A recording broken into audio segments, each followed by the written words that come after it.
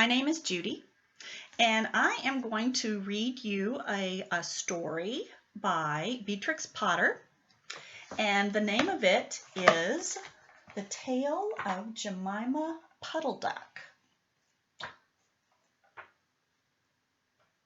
It's one of my favorites.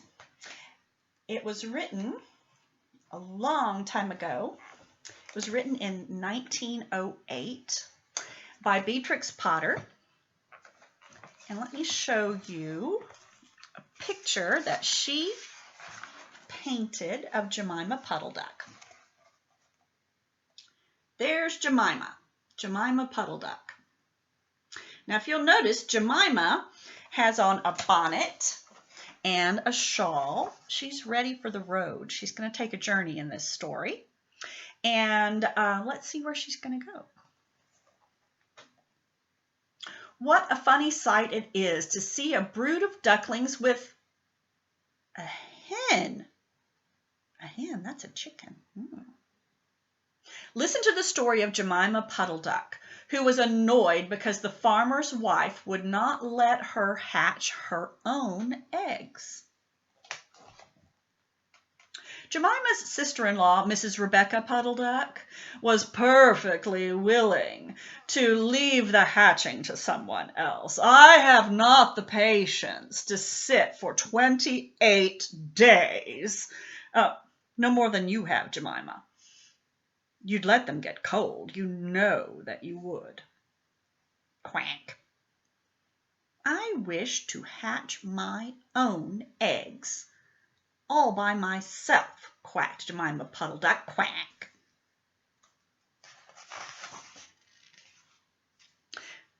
So she tried to hide her eggs, but they were always found by the farmer's wife.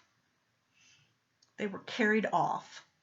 Jemima Puddleduck became quite desperate. She was determined to make a nest right away from the barn. She set off on a fine spring afternoon along the cart road that leads over the hill. She was wearing a shawl and a poke bonnet. See, I told you she was ready to go traveling. When she reached the top of the hill, she saw a wood in the distance, and she thought, quack, that looks like a quiet, safe spot. Now, Jemima Puddleduck was not much in the habit of flying. She ran down the hill a few yards, flapping her shawl, and then she jumped off into the air. See, here she is, running. Look how fast she's running, and then she jumps into the air. Look at her.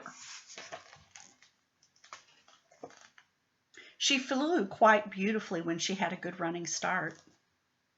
She skimmed along over the top of the trees until she saw, a nice opening in the very middle of the woods. There, those trees and all of the bush woods had been cleared. Jemima alighted rather heavily, plunk, whack. But then she began to waddle about in search of a convenient, dry nesting spot. She rather fancied a tree stump that she came across in the tall foxglove flowers, but seated on the stump, she was startled to find an elegantly dressed gentleman reading a newspaper, no less. He had black prick ears and sandy-colored whiskers. Quack? Asked Jemima Puddleduck, with her head and her bonnet on one side. Quack? The gentleman raised his eyes above his newspaper, and he asked, Madam, have you lost your way?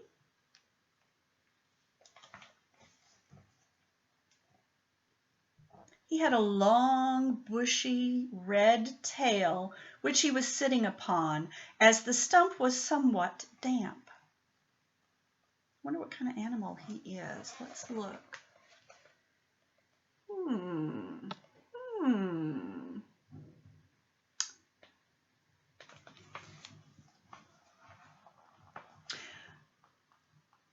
Jemima thought him mighty civil and quite handsome. She explained that she was not lost, had not lost her way, but that she was trying to find a convenient, dry nesting place. "Ah, is that so indeed?" said the gentleman with the sandy whiskers, looking curiously at Jemima. He folded up his newspaper and put it in his coat-tail pocket.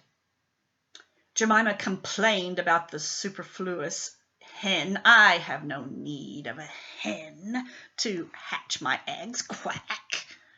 "Oh, indeed. How interesting. Well, I wish that I could meet that fowl," he said. "I would teach it to mind its own business. Now, as to the rest of it, as to the nest of it, there is no difficulty. I have a sack full of feathers in my woodshed. No, my dear madam, you will be in no one's way. You may sit there as long as you like," said the bushy-tailed gentleman. He led the way to a very retired and dismal-looking house among the foxglove flowers. It was built of sticks and turf, and there were 2 broken pails, one on top of the other by way of a chimney on the top. "Oh, this is my summer home," he said. "You would not find my underground winter house as convenient," said the hospitable gentleman. "And there was a tumbled-down shed in the back of the house made of old soap boxes." And the gentleman opened the door, and showed Jemima inside. The shed was almost quite full of feathers. It was almost suffocating in there, but it was comfortable and quite soft. Jemima Puddleduck was rather surprised to find such a vast quantity of these feathers. Where could he get them? But it was very comfortable, and she made a nest without any trouble at all. See, there she is on her nest in all of those feathers in that gentleman's shed.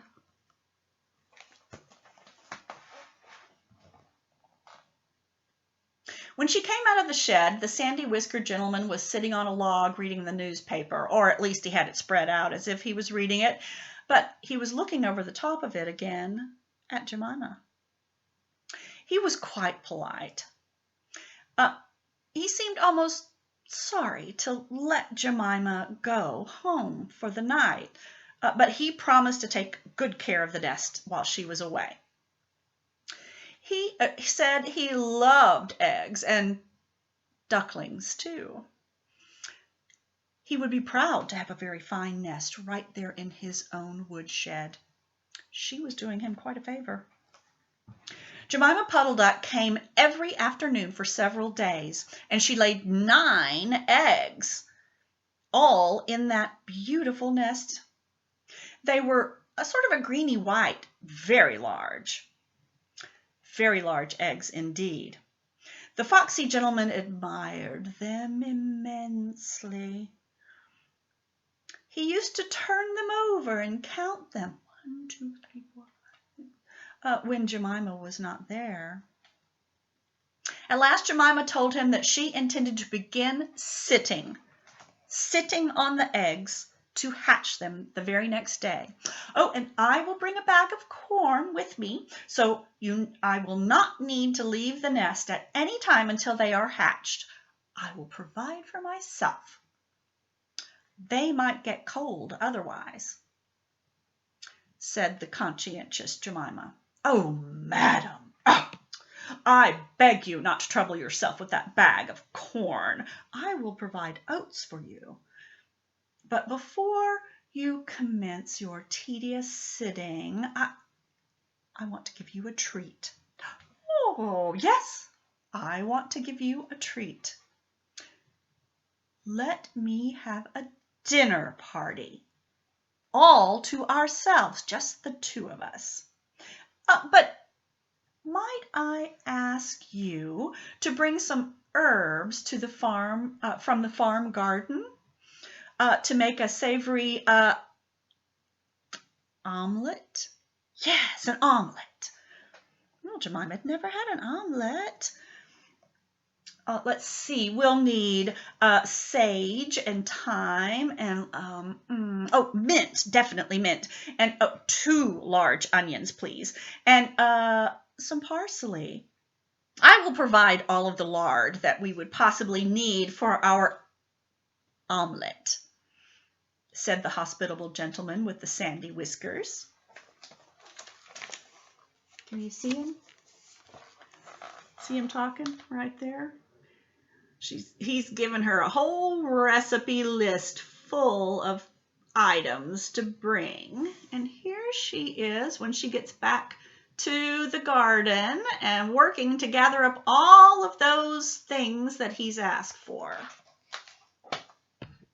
Jemima Puddleduck was a simpleton. I think that's saying the least of it. Not even the mention of sage and onion together made her in any way suspicious. She went around the garden nibbling off snippets of all the different herbs that he had requested. Yes, a little sage.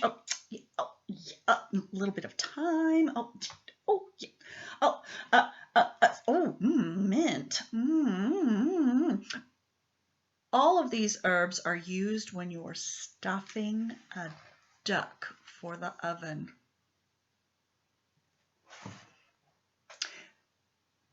After she had collected the herbs, she waddled into the kitchen and got 2 onions out of Cook's basket. The collie dog, Cap, met her coming out. "What are you doing with 2 onions? Woof!" he asked. "And where have you been going every single afternoon? Woof, Jemima Puddleduck." Well, Jemima was rather in awe of the collie. He was very good looking. The collie listened as she told the whole story. With his wise head to one side, he grinned as she described the polite gentleman with the bushy tail and the sandy whiskers, and told him all about her nest. He asked several questions about the woods, and where exactly was the position of this house, and where exactly, woof, is the position of that shed. Then he went off down the road. He trotted down to the village, and he went to look for 2 foxhound puppies he had met the day before. They were out on a walk right in front of the butcher's shop. Meanwhile, Jemima Puddleduck went up the cart road for the last time. It was a sunny afternoon. She was rather burdened by this large and heavy sack with all of these herbs and these 2 onions. Just providing her own lunch would have been much lighter. She flew over the woods and alighted opposite the house of the bushy, long-haired, long-tailed gentleman. He was sitting on a log. He sniffed the air, and he kept glancing around the wood nervously. Then, when Jemima alighted, he quite jumped in surprise. "Come into the house as soon as you have taken a look at your eggs. And give me those herbs for the omelet. Give me those herbs. Now be sharp about it. Be quick." Well, he was rather abrupt. Jemima Puddleduck had never heard him speak like that before. She felt quite surprised, and it made her quite uncomfortable. While she was inside the shed, she heard the pattering of feet around the back of the shed. Someone with a very black nose sniffed around at the bottom of the door. And then, click, she heard the door lock. I wonder who that is. Let's see if we can tell from this picture who it is. Look. That's Kep the collie. Kep the collie. I wonder why he's locking her in there. Jemima became quite alarmed. A moment afterward, there was an awful noise of barking, and baying, and growling, and howling, and squealing, and some groaning. Do you know that nothing more was ever seen of the foxy-whiskered gentleman? Presently, Kep opened the door of the shed and let out Jemima Puddleduck. Unfortunately, the puppies rushed in and gobbled up all the eggs before he could stop them. And Jemima noticed that he had a bite on his ear, and both of the puppies were limping and were pretty scuffed up. Jemima Puddleduck was escorted home in tears on account of those eggs. But Jemima Puddleduck laid more the following June, and she was permitted to keep those eggs and to hatch them herself, but only 4 of them hatched. Now, Jemima Puddleduck said that was because of her nerves, but she'd never been a very good sitter. The end. Here's a picture of Jemima and her 4 babies that she finally got to hatch. Now, do you know what? Beatrix Potter lived on a farm called Hilltop, and she actually had a duck, and guess what the duck's name was? Jemima Puddleduck. And Jemima Puddleduck is the reason that she wrote the story. And do you know, on her farm, she also had quite a few sheepdog and collies. And her very favorite collie is the collie that she used to model for the pictures that she drew in this story. And guess what his name was? His name was Kep. So we see some reality in her stories, but lots and lots of imagination and imaginary action too. And she put those together, and we find them in all of her stories. Thanks for listening. I hope you'll be back. I will. Bye.